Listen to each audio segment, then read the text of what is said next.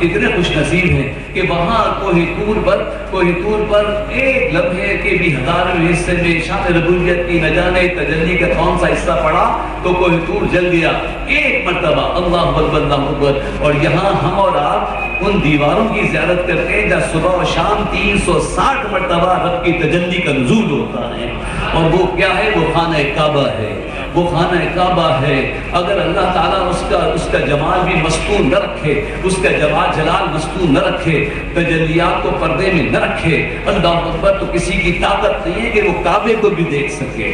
اللہ، سوچے تو صحیح، طور پہ تجلی نازل ہو تو موسیٰ علیہ السلام مدہوش ہو جائیں، اور یہاں خانہ کعبہ پہ صبح شام تجلیوں کا نزول ہے، 360 مرتبہ رحمت کی تجلی ہوتی ہے۔ اللہ اکبر، کون دیکھ سکتا؟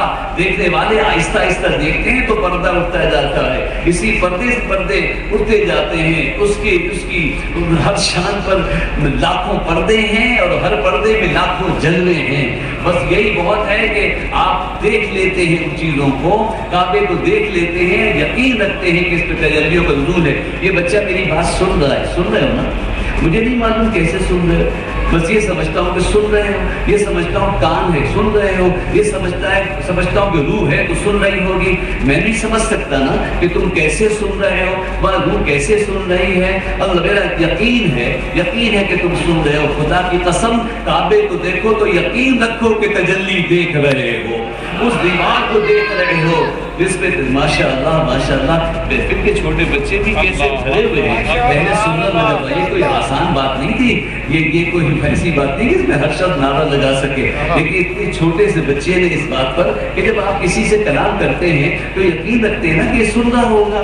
آپ کو اس کی کیفیت تو نہیں معلوم وہ کیسے سن رہا ہے، لیکن یقین ہے سن رہا ہے۔ اسی طرح کعبے میں تجلیوں کا نزول ہے۔ سرکار فرمایا دن میں 360 مرتبہ رحمتوں کا نزول ہوتا ہے، تجلی رحمت والی تجلی کا نزول ہوتا ہے۔ اللہ